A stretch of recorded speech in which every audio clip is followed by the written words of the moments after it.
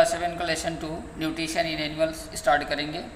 इसके पहले हम लोग लेसन 1 न्यूट्रिशन इन प्लांट्स पढ़ चुके हैं, अर्थात पौधों में पोषण कैसे होता है यह पिछले अध्याय में हम लोग पढ़ चुके हैं। और इसका जो नेक्स्ट लेसन है सेकेंड न्यूट्रिशन इन एनिमल्स, अर्थात जंतुओं में पोषण कैसे होता है इसके बारे में हम लोग आज स्टडी करेंगे। तो बच्चे सभी लोग ध्यान से देखें ऑल एनिमल डिपेंड डायरेक्टली और indirectly upon the food made by plants. They take food from external sources and obtain the nutrient necessary for their growth, development and survival. अर्थात जितने प्रकार के जंतु पाए जाते हैं इस पृथ्वी पर, जो भी जीव पाए जाते हैं, जो भी जंतु पाए जाते हैं, वे प्रत्यक्ष या अप्रत्यक्ष रूप से पौधों पर ही निर्भर होते हैं। अर्थात पृथ्वी पर पाए जाने वाले सभी प्राणी प्रत्यक्ष या परोक्ष रूप से पेड़ पौधों के द्वारा बनाए गए भोजन पर ही निर्भर करते हैं।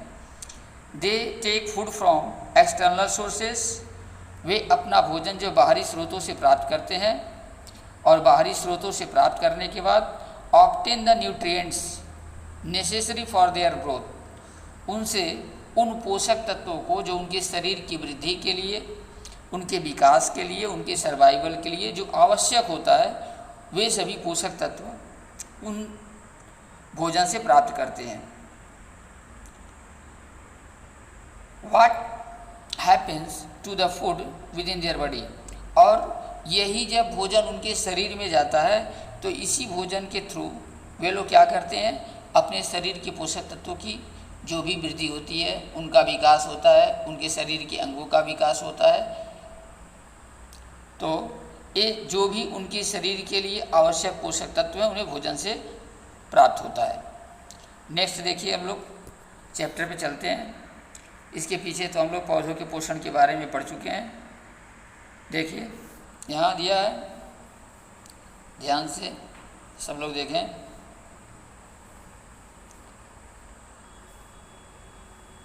All animals including the human beings must collect appropriate variety of food and nutrients. All animals means जितने प्राणी होते हैं, जितने जीव होते हैं, जंतु होते हैं, इंक्लूडिंग ह्यूमन बींग्स, इसी में मानव जाति भी है। सभी प्राणियों में मानव जाति भी है। तो जितने जंतु हैं जिनमें मानव जाति भी है, must collect appropriate variety of food and nutrient, ये निश्चित रूप से इकट्ठा करते हैं भोजन की विभिन्नता और भोजन के पोषक, विभिन्न प्रकार के पोषक तत्वों को, विभिन्न प्रकार के भोजन को ग्रहण करते हैं, कलेक्ट करते हैं। अर्थात जितने प्रकार के प्राणी हैं या जिसमें मानव भी है, जिसमें मानव जाति भी है, ये सभी क्या करते हैं, विभिन्न प्रकार के भोजन और विभिन्न प्रकार के पोषक तत्वों की इकट्ठा करते हैं, उनकी पूर्ति करते हैं। The chemical substances present in the food are called nutrients. देखिए स्टूडेंट्स यहाँ लिखा है कि द केमिकल सब्सटेंसेस, अर्थात जो रासायनिक पदार्थ होते हैं, प्रेजेंट इन द फूड, अर्थात कुछ जो रासायनिक पदार्थ होते हैं, ध्यान दें, लिखा है the chemical substances present in the food. कुछ रासायनिक तत्व होते हैं जो भोजन में पाए जाते हैं, आर कॉल्ड न्यूट्रिएंट्स, उन्हें क्या कहा जाता है, न्यूट्रिएंट्स कहा जाता है। लेकिन इसके पिछले चैप्टर में भी हम लोग न्यूट्रिशन की परिभाषा देखिए, ये भी एक प्रकार का ही परिभाषा है न्यूट्रिएंट्स के बारे में कि द केमिकल सब्सटेंस, यहाँ बिल्कुल ध्यान दीजिएगा, यहाँ से the chemical substance present in the food are called nutrients.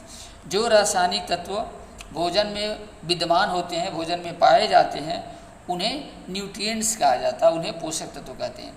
इसके पहले भी हम लोग जो पिछले चैप्टर में न्यूट्रिशन की जो है परिभाषा पढ़े थे कि the process by which an organism obtain substances that provide energy and help in growth, maintenance and repair of the body is called nutrition. इसके पिछले अभ्यास में हमने बताया था कि the process by which an organism, वह प्रक्रिया जिसके द्वारा कोई प्राणी ऑब्टेन सब्सटेंसेस, वह ऐसे पदार्थों को प्राप्त करता है दैट प्रोवाइड एनर्जी, जो उन्हें एनर्जी प्रदान करते हैं, एंड हेल्प टू ग्रोथ, और उनके वृद्धि में, मेंटेनेंस, उनके शरीर के मेंटेनेंस में, रिपेयर यानी आपूर्ति में या शरीर के रिपेयर में, ऑफ बॉडी यानी शरीर के, उनके शरीर की वृद्धि के लिए, उनके मेंटेनेंस के लिए, उनके रिपेयर करने के लिए या उनकी एनर्जी के लिए कुछ ऐसे तत्व जो प्राप्त करते हैं, और उन प्राप्त करने की जो विधि है इज कॉल्ड न्यूट्रिशन, उसे न्यूट्रिशन कहा जाता है। यह पिछले अभ्यास में बताया गया था, लेकिन उसी का यह दूसरा रूप है। अब आगे देखते हैं, the various use of the nutrients by an organism, micro organism, protozoa, plants और एनिमल।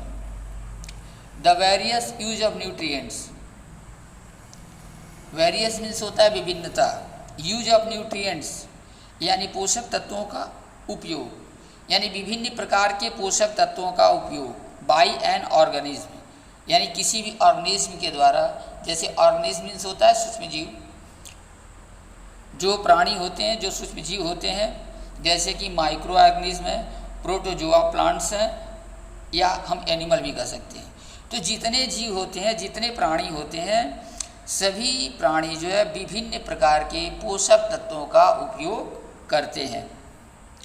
फॉर, इसमें सभी प्रकार के प्राणी हैं, जैसे कि माइक्रो ऑर्गेनिज्म है, या प्रोटोजोआ हो, प्लांट्स हो या एनिमल्स हो। फॉर हार्वेस्टिंग एनर्जी, क्या करने के लिए? हार्वेस्ट करने के लिए, यानी उसको उत्पन्न करने के लिए। क्या प्राप्त करने के लिए? एनर्जी, ऊर्जा। ऊर्जा को प्राप्त करने के लिए विभिन्न प्रकार के पोषक तत्वों को प्राप्त करते हैं। Building body substances for growth, और शरीर को निर्माण के लिए, शरीर में निर्माण के लिए सब्सटेंसेस फॉर ग्रोथ, जिससे उनकी वृद्धि के लिए आवश्यक तत्व प्राप्त हो सके। शरीर के निर्माण के लिए या उनकी वृद्धि के लिए, शरीर के निर्माण में वृद्धि के लिए जो आवश्यक पोषक तत्व प्राप्त होता है, वह क्या करते हैं? वही न्यूट्रिएंट्स कहलाता है। एंड डेवलपमेंट, या उनके विकास के लिए, शरीर के विकास के लिए, शरीर के विकास के लिए भी विभिन्न प्रकार की पोषक तत्व उपयोग करते हैं। And providing protection from disease, और यही जो विभिन्न प्रकार के पोषक तत्व होते हैं, ये प्रोवाइड करते हैं, हमें दूर करते हैं, हमें बचाते हैं, हमारी रक्षा करते हैं। फ्रॉम डिजीज़, किससे? बीमारियों से। बीमारियों से यही विभिन्न प्रकार के जो न्यूट्रिएंट्स, जो विभिन्न प्रकार के पोषक तत्व हैं, ये हमारी क्या करते हैं? रक्षा करते हैं। इज कॉल्ड न्यूट्रिशन, उसे क्या कहा जाता है? पोषक तत्व कहा जाता है। स्टूडेंट, अब हम लोग आगे चलते हैं। Living organism obtain nutrition in 2 ways, जितने सजीव प्राणी हैं, यानी जो जीवित प्राणी हैं, ऑब्टेन न्यूट्रिशन इन 2 वेज, वे लोग पोषक 2 तरीके से प्राप्त करते हैं। ऑब्टेन मीन्स होता है प्राप्त करते हैं, न्यूट्रिशन मीन्स पोषक, इन 2 वेज अर्थात 2 तरीके से। जितने प्राणी हैं वे 2 प्रकार से पोषक तत्वों को प्राप्त करते हैं, ऑटोट्रॉफिक और हेट्रोट्रॉफिक।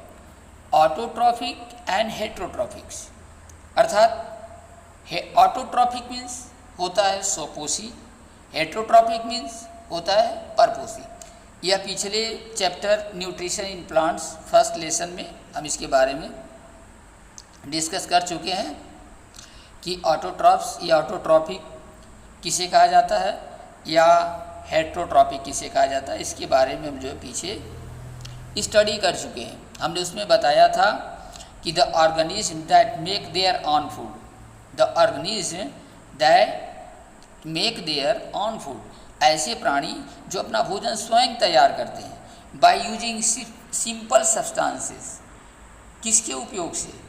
बहुत ही साधारण तत्वों से, फ्रॉम देयर सराउंडिंग, जो उनके चारों ओर विद्यमान होते हैं, जो उनके चारों ओर विद्यमान होने वाले पदार्थ हैं, उन पदार्थों से जो साधारण तरीके से अपना भोजन स्वयं तैयार करते हैं, आर कॉल्ड ऑटोट्रॉफ्स या ऑटोट्रॉफिक, उसे कहा जाता है ऑटोट्रॉफिक। ये हमने बताया था। मतलब ऐसा प्राणी जो अपना भोजन स्वयं तैयार करते हैं, उन्हें हम लोग ऑटोट्रॉफ्स कहते हैं, और या ऑटोट्रॉपिक कहते हैं। और जो प्राणी अपना भोजन स्वयं नहीं तैयार करते हैं बल्कि दूसरे जंतुओं से प्राप्त करते हैं, दूसरे एनिमल से प्राप्त करते हैं या दूसरे प्लांट से प्राप्त करते हैं, उसको कहते हैं हेटेरोट्रॉपिक। तो ये हमने पिछले अभ्यास में हम बता चुके हैं, लेकिन फिर हमने एक बार इसके बारे में आप लोगों को समझा दिया।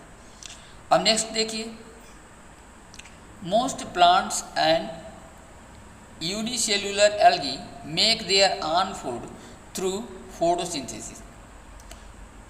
और जो अधिकतर पौधे होते हैं या एक कोश की, जैसे एल्गी भी एक प्रकार का पौधा है, ये हमने पीछे बताया था, वो भी सूक्ष्मजीव होते हैं। तो बहुत प्रकार के पौधे या प्राय अधिकतर पौधे या यूनिसेल्युलर यानी एक कोश की algae make their own food, ये अपना भोजन तैयार करते हैं थ्रू फोटोसिंथेसिस। किस प्रक्रिया के द्वारा? फोटोसिंथेसिस की क्रिया के फलस्वरूप, अर्थात प्रकाश संश्लेषण की क्रिया के फलस्वरूप ये सभी अपना भोजन प्राप्त करते हैं। This is called autotrophic nutrition, और इसे कहा जाता है ऑटोट्रॉपिक। अर्थात केवल पौधे ही ऐसे लिविंग ऑर्गेनिज्म हैं, केवल पौधे ही ऐसे लिविंग ऑर्गेनिज्म हैं जो कि ऑटोट्रॉपिक न्यूट्रिशन करते हैं, अर्थात कि जो स्वपोषी पोषण करते हैं, वह स्वपोषी होते हैं, वह अपना पोषण स्वयं करते हैं। केवल पेड़ पौधों को छोड़ करके जितने प्राणी होते हैं, जितने जीवधारी होते हैं, जितने एनिमल्स होते हैं या ह्यूमन बींग्स है, ये सभी क्या होते हैं? परपोषी होते हैं, अर्थात हेटेरोट्रॉपिक न्यूट्रिशन करते हैं। Animals do not make their own food, देखिए यहाँ दिया है, ध्यान से देखिए, यहाँ सेकेंड पैराग्राफ में लिखा है कि animals do not make their own food, जंतु अपना भोजन स्वयं नहीं बनाते हैं। They obtain nutrition by feeding on plants, वे लोग न्यूट्रिशन अर्थात वे लोग पोषण प्राप्त करते हैं बाय फीडिंग ऑन प्लांट्स, यानी पौधों को भोजन करके, और अदर एनिमल्स या दूसरे जंतुओं को भोजन करके, भोजन के रूप में ले करके वे लोग अपना भोजन प्राप्त करते हैं, अर्थात वे लोग अपना पोषण प्राप्त करते हैं। जितने जंतु हैं, ये जंतु अपना भोजन स्वयं नहीं बनाते हैं, बल्कि अपना भोजन कैसे प्राप्त करते हैं? किसी दूसरे पौधों से प्राप्त करते हैं अथवा किसी दूसरे जंतुओं से प्राप्त करते हैं, और उन्हीं पौधों और जंतुओं से अपना पोषण भी प्राप्त करते हैं।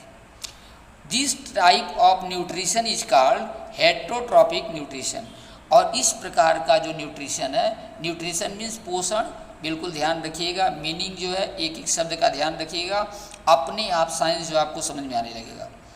This type of nutrition is called heterotrophic. Heterotrophic मतलब परपोषी, जो दूसरे पर निर्भर करते हैं।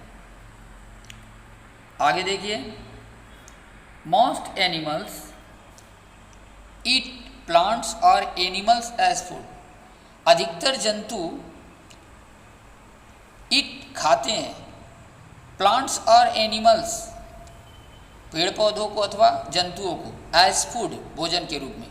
अधिकतर प्राणी या अधिकतर जंतु जो है पौधों या दूसरे जंतुओं को भोजन के रूप में खाते हैं या ग्रहण करते हैं। जैसे और स्नेक फॉर एग्जाम्पल, देखिए एक स्नेक के बारे में जैसे एग्जाम्पल दिया है, एक सर्प के बारे में एग्जाम्पल दिया है कि एक सांप क्या करता है, इट्स फ्रॉग्स, ये क्या करता है? मेढकों को खा जाता है। Rodents and eggs of birds, या जो पक्षियों के अंडे वगैरह होते हैं उनको खा जाता है। Some animals have very specific feeding habits, और कुछ जंतुओं के पास जो है कुछ विशेष प्रकार के भोजन करने का तरीका होता है, यानी कुछ ऐसे भी जंतु होते हैं जिनके भोजन करने का कुछ तरीका जो है सबसे विशेष होता है, सबसे अलग होता है। ए जिएंट पांडा, जैसे एक जिएंट पांडा के बारे में दिया है, for example feeds only on bamboo shoots, यह क्या खाता है? केवल बैम्बू शूट्स खाता है। While a koala bears eats the leaves of eucalyptus tree, जबकि कोयला जो बियर होता है, कोयला एक भालू होता है, यह इट्स क्या खाता है? The leaves of eucalyptus tree, यह यूकेलिप्टस ट्री की अर्थात पौधों की पत्तियों को खाता है। यूकेलिप्टस जो एक प्रकार का पौधा होता है, इसकी पत्तियों को क्या करता है, यह खाता है। तो इस तरह से विभिन्न प्रकार के जो जंतु होते हैं उनके भोजन करने का जो तरीका है, जो हैबिट है, वह अलग अलग होता है। आगे different way of taking food, just as, next देखिए, just as different animals eat different kinds of food, यानी जो विभिन्न प्रकार के जंतु होते हैं विभिन्न प्रकार के भोजन को ग्रहण करते हैं। The manner in which it is consumed in also differ, और उनका तरीका भी जो होता है वो कंज्यूम करने का, कंज्यूम मतलब उपभोग करने का या ग्रहण करने का, उन जंतुओं के भोजन को ग्रहण करने का जो तरीका होता है, इन आल्सो डिफर, वो भी क्या होता है, अलग होता है। भोजन करने का तरीका भी अलग होता है। जैसे बीज, बटरफ्लाई एंड ह्यूमिंग बर्ड्स शकल नेक्टर फ्रॉम फ्लावर्स, जैसे जो बीज होते हैं, जो बटरफ्लाइज होते हैं, मधुमक्खियाँ होती हैं या तितलियाँ होती हैं, या ह्यूमिंग बर्ड्स होते हैं, ह्यूमिंग भी एक प्रकार की पक्षी है, ह्यूमिंग पक्षी उसे कहा जाता है। ये लोग क्या करते हैं, फूलों से रस को क्या करते हैं, चूस लेते हैं और चूस करके अपना भोजन ग्रहण करते हैं। Snakes swallow their foods and birds eat their beaks, snakes swallow their foods, स्नो क्या करता है, भोजन को सीधे निगल जाता है।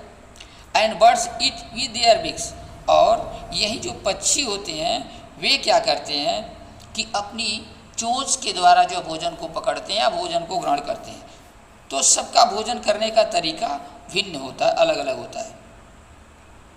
मैमल्स हैव टीथ, और जो मैमल्स होते हैं, मैमल्स मीन्स होता है स्तनधारी, जो जंतु अपने बच्चों को दूध पिलाने का कार्य करते हैं, उन्हें मैमल्स कहा जाता है। तो मैमल्स हैव टीथ, जितने मैमल्स होते हैं जो स्तनधारी प्राणी होते हैं उनके पास दांत होते हैं। विच हेल्प इन बाइटिंग, जिनकी सहायता से वे लोग क्या करते हैं, काटते हैं।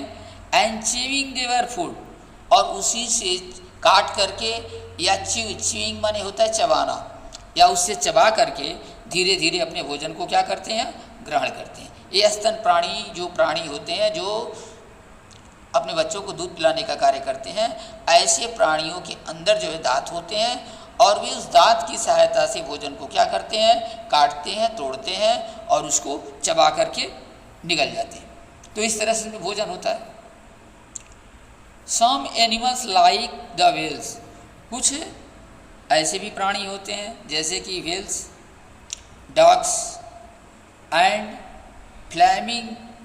Flamingos strain the food from water, कुछ ये अलग प्रकार के जो प्राणी हैं जैसे कि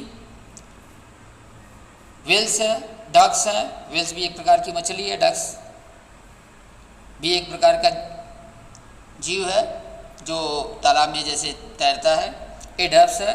या flamingo stand the food from the water, ये लोग अपना भोजन क्या करते हैं, जैसे जो व्हेल्स मछली होती है, जो डक्स होती हैं, या जैसे हम मछलियों की प्रजाति कह सकते हैं, ये अपना भोजन कहाँ से प्राप्त करते हैं, जल में रह कर के प्राप्त करते हैं। जल के अंदर ये स्थिर रहते हैं, जल के अंदर तैरते हैं, उनके अंदर पोषण करते हैं और उन्हीं से अपने भोजन को प्राप्त करते हैं। Such animals are called filter feeders, और ऐसे जंतुओं को कहा जाता है फिल्टर फीडर्स। अब यहाँ स्टूडेंट्स देखें, यहाँ आप लोगों को कुछ फिगर्स यहाँ दिखाए गए हैं कि जो विभिन्न प्रकार के जैसे जंतु अभी हमने जो बताया ठीक उसी रूप में चित्र के माध्यम से दर्शाया गया है कि जैसे बटरफ्लाई है, ये फ्लावर से क्या करती है, नेक्टस करती है, रस निकाल लेती है और उसे जो है अपना चूस करके अपने भोजन को ग्रहण करती है।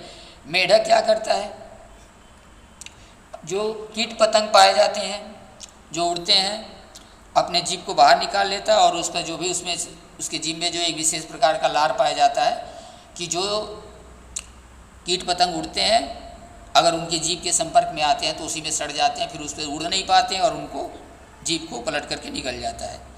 उसी तरह से देखिए मगरमच्छ के बारे में दिया है, व्हेल मछली के बारे में दिया है कि ये छोटे छोटे दूसरी मछलियों को खा जाती हैं। और साथ ही जो पैरट होते हैं ये क्या करते हैं, अपनी बीक के माध्यम से, अपने चोंच के माध्यम से भोजन को ग्रहण करते हैं। तो विभिन्न प्रकार के जंतुओं के भीतर ये विभिन्न तरीके होते हैं और विभिन्न तरीके से अपने भोजन को ग्रहण करते हैं। अब आगे देखिए क्या पढ़ना, आगे देखना है how does food provide nutrition.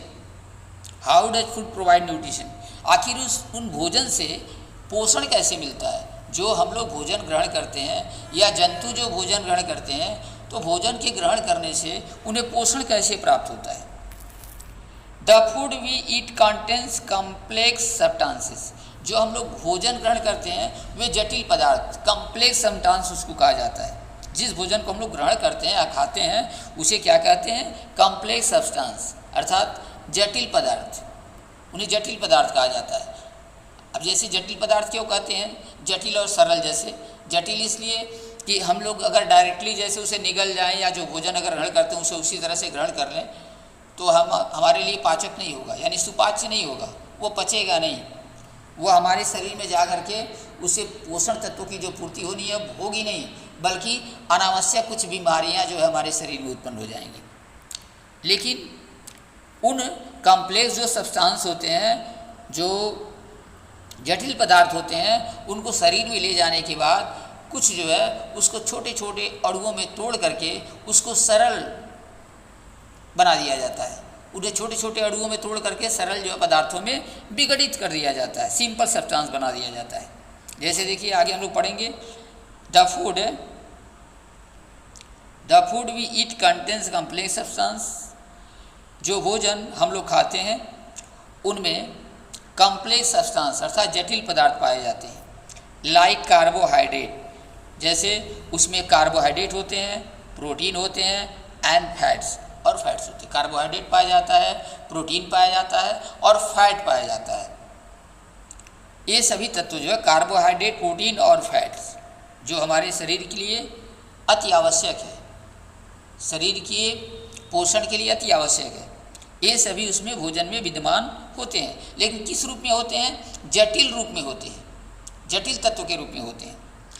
These complex substances can not be used by the body, और इस प्रकार के जटिल पदार्थ को हम लोग ग्रहण नहीं कर सकते हैं, कैन नॉट बी यूज्ड, उसका हम लोग उपयोग नहीं कर सकते हैं बाय द बॉडी, अपने शरीर के द्वारा, unless they are converted into simple substances, जब तक कि हम लोग उसको सिंपल सब्सटेंसेस अर्थात सरल अणुओं में या सरल तत्वों में उसको विघटित न कर लें, कन्वर्ट न कर लें, उसे तोड़ न लें, तब तक हम लोग अपने शरीर में उसे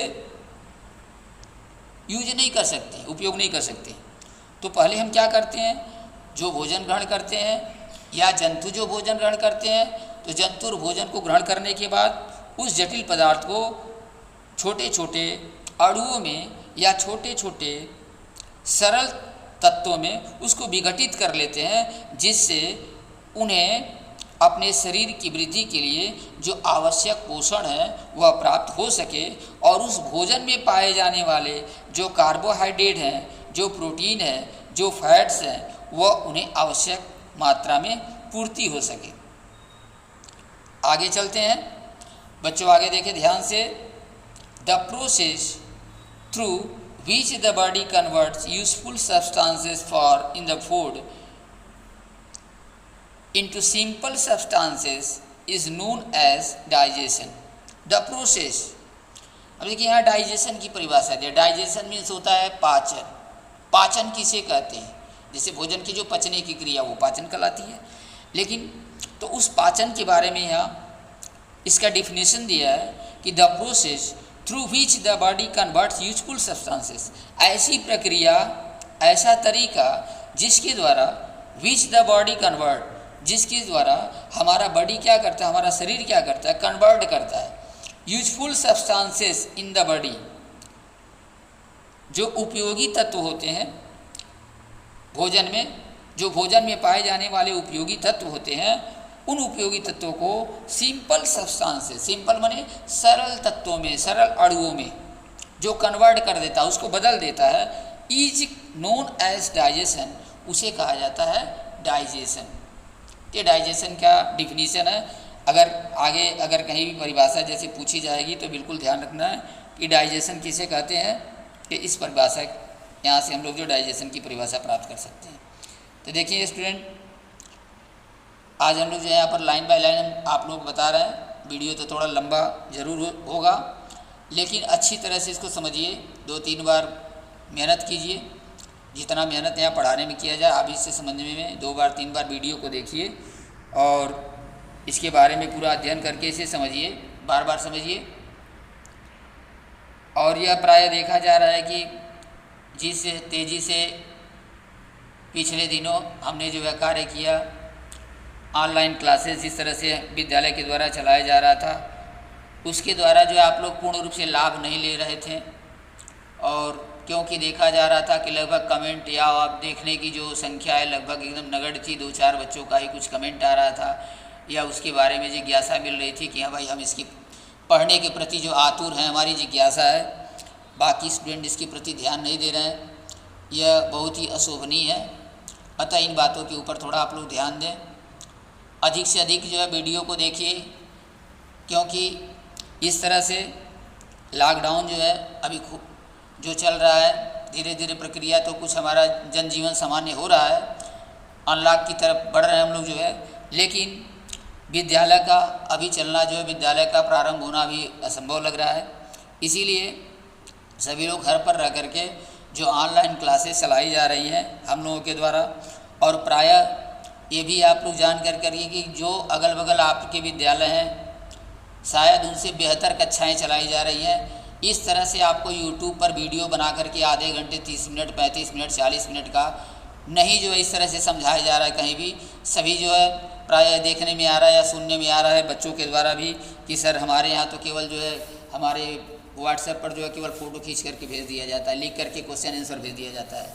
लेकिन आप लोगों को तो पूरा जैसे बुक्स पढ़ाई जाती है उसी तरह से हम लोग जो है बुक्स पढ़ा रहे हैं, समझा रहे हैं, उसके बारे में जैसे क्लास में पढ़ाया जाता है, स्टडी का कार्य किया जाता है, उसी तरह से बिल्कुल आपको जो है करवाया जा रहा है। तो हम यह चाहते हैं कि आप लोग इसका अधिक से अधिक लाभ लें, और सभी अभिभावकों से भी आग्रह है कि आप लोग अपने बच्चों के प्रति थोड़ा संवेदनशील हो, ध्यान दें कि वे लोग जो है जो पढ़ाई की जा रही है इसका पूर्ण लाभ लें। चलिए देखिए आगे हम चलते हैं इसके ऊपर। ड्यूरिंग डाइजेशन की क्रिया के फलस्वरूप, अर्थात पाचन की क्रिया के फलस्वरूप, the large and insoluble molecules of food are broken down into small. जब डाइजेशन की क्रिया होती है, अर्थात जब पाचन की क्रिया जंतुओं के शरीर में होती है, तो the large and insoluble molecules of food, जो बड़े और इनसॉल्युबल माने अघुलनशील, जो घुलने लायक न हो, जो आसानी से न घुल सके, उन्हें इनसॉल्युबल कहा जाता है। लार्ज मीन्स होता है बड़ा। तो पाचन की क्रिया में, डाइजेशन की क्रिया के दौरान क्या होता है कि जो बड़े और अघुलनशील मॉलिक्यूल्स होते हैं, मॉलिक्यूल्स माने अवयव होते हैं, जो तत्व होते हैं ऑफ फूड, किसके, भोजन के। तो जब डाइजेशन की क्रिया होती है तो उसमें जो बड़े और अघुलनशील तत्व होते हैं भोजन के, आर ब्रोकन, उन्हें तोड़ा जाता है, ब्रोकन डाउन इनटू स्मॉल, उन्हें तोड़ा जाता है। किस रूप में तोड़ा जाता है? छोटे छोटे तत्वों में या छोटे छोटे वाटर सॉल्युबल मॉलिक्यूल्स में तोड़ा जाता है। छोटे छोटे किस में तोड़ा जाता है? वाटर सॉल्युबल मॉलिक्यूल्स, जिससे वह पानी में आसानी से घुलने वाले अवयवों के रूप में उसे तोड़ दिया जाता है।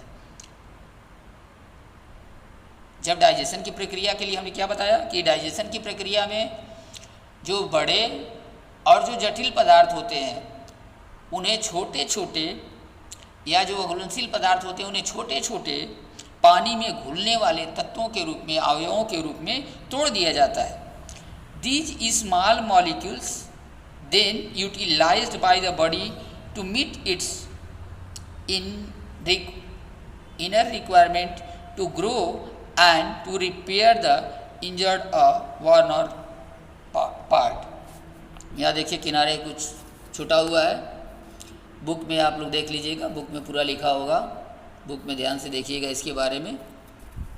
तो यहाँ देखिए क्या कह रहा है, कह रहा है कि दीज स्मॉल मॉलिक्यूल्स, ये छोटे छोटे जो तत्व होते हैं, दीज स्मॉल मॉलिक्यूल्स, ये छोटे छोटे अवयव, देन यूटिलाइज्ड, उसके बाद ये क्या होते हैं, यूटिलाइज्ड हो जाते हैं by the body to meet its, ये अपने हमारे शरीर में यूटिलाइज हो जाती हैं। विभिन्न प्रकार के जो छोटे छोटे अवयव होते हैं, जो छोटे छोटे तत्व होते हैं, वे हमारे शरीर में यूटिलाइज हो जाते हैं। आगे देखिए, कह रहा है कि these small molecules then utilise by the body, ये शरीर के द्वारा उपयोग में लाए जाते हैं। शरीर के द्वारा, किस शरीर के द्वारा, टू मीट, कि वह मिल सके, इट्स एनर्जी, माने उसमें जो पाई जाने वाली ऊर्जा है, जो उसमें पाई जाने वाली, यहाँ पर देखिए एनर्जी यहाँ पर होगी, उसमें पाई जाने वाली जो एनर्जी है, उसकी जो रिक्वायरमेंट है, जो आवश्यकताएं हैं, उन आवश्यकताओं की पूर्ति हो सके, टू ग्रो, वे वृद्धि में सहायक हो सके, एंड टू रिपेयर द, और वे उसकी रिपेयर कर सके, अर्थात क्षतिपूर्ति कर सकें, द इंजर्ड, जो घायल होते हैं, घायल मतलब जो शरीर में टूटी फूटी कोशिकाएं होती हैं, उन शरीर के टूटी फूटी कोशिकाओं की रिपेयर कर सके, उसकी मरम्मत कर सके और उनकी वृद्धि में सहायक कर सके। एंड वर्न आउट पार्ट्स, और शरीर के जो विभिन्न पार्ट्स होते हैं, उन शरीर के विभिन्न पार्ट्स की देखभाल कर सके। यह जो है न्यूट्रिशन से, पोषण से हमें यह लाभ मिलता है। नेक्स्ट आगे की ओर चलते हैं।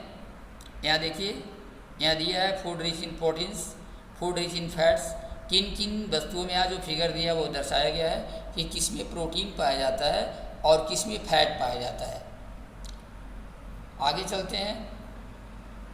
How does digestion take place, किस प्रकार डाइजेशन जो है अपना स्थान ग्रहण करता है, अर्थात डाइजेशन किस प्रकार जो है अपना स्थान ग्रहण करता है। आगे चलते हैं इसके बारे में। दिया the act of eating food is known as ingestion, the act of eating food, जो भोजन हम लोग ग्रहण करते हैं, भोजन ग्रहण की क्रिया इज नोन माने जानी जाती है एज इंजेशन। इंजेशन मीन्स होता है जैसे अंतर्ग्रहण, जब हम लोग मुंह में भोजन को डालते हैं तो उसको कहा जाता है अंतर्ग्रहण। तो the act of eating food, भोजन को खाने की जो प्रक्रिया है उसे अंतर्ग्रहण कहा जाता है। This is the first step in obtaining nutrition, यह सबसे प्रथम चरण है, यह प्रथम चरण है। इन ऑब्टेनिंग माने प्राप्त करने के लिए पोषण, प्राप्त पर पोषण प्राप्त करने का यह हमारी प्रथम अवस्था है, प्रथम चरण है। जो हम लोग भोजन ग्रहण करते हैं, तो भोजन ग्रहण करने का मतलब क्या है कि भोजन ग्रहण करना पोषण प्राप्त करने का प्रथम चरण है। The next step involves breaking down the food particles into simpler substances. The next step, अब उसका अगला चरण क्या होगा, इन्वॉल्व्स ब्रेकिंग, उसके अगले चरण में क्या इन्वॉल्व्स होता है कि breaking down the food particles.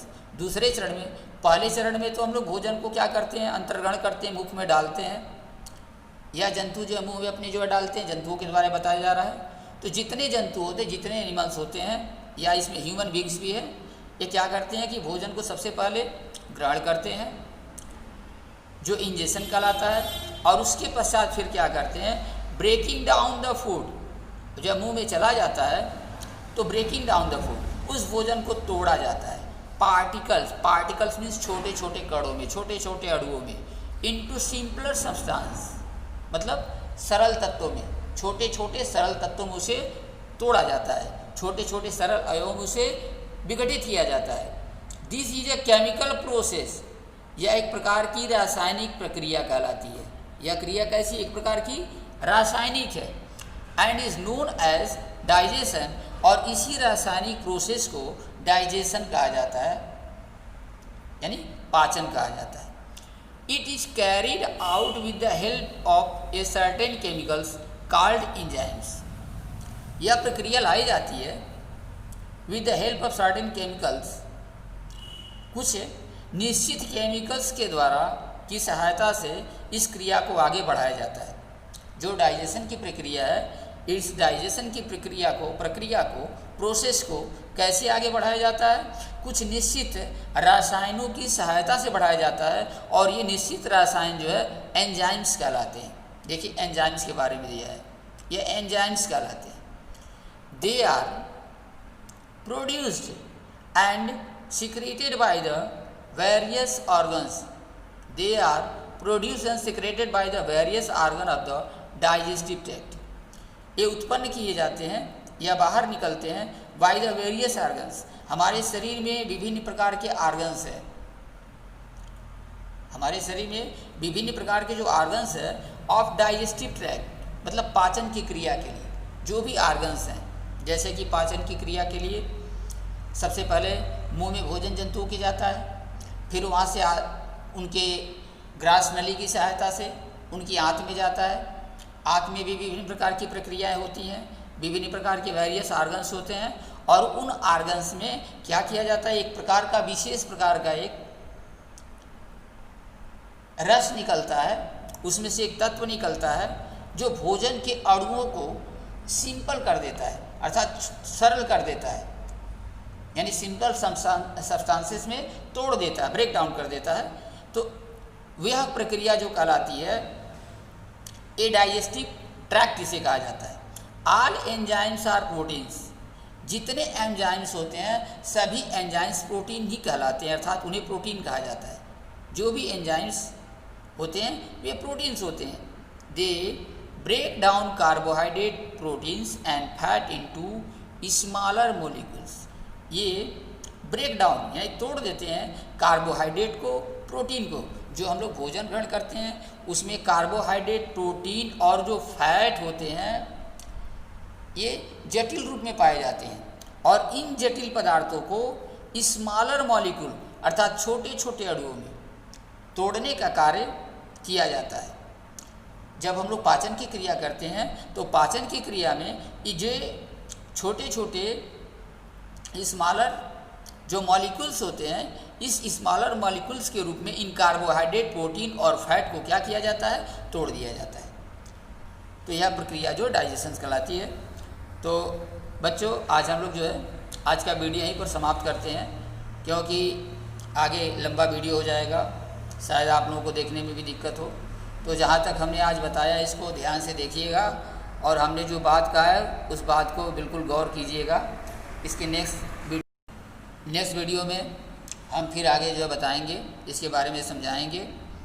और जो भी लोग हैं आपके सहपाठी हों या जो भी हों उनको आप लोग थोड़ा सा प्रेरित कीजिए कि वे भी जो इस पढ़ाई के प्रति रुचि लें। जो क्लास वर्क दिए जा रहे हैं इस क्लास वर्क को पूरा करें, ताकि आगे जब क्लासेस शुरू होते हैं तो उनको जो ज़्यादा दिक्कत ना हो, पढ़ाई का कार्य जो निरंतर चलता रहे। क्योंकि यह प्रक्रिया ऐसी नहीं है कि रुकने के बाद जो ये भी ठप हो जाती है।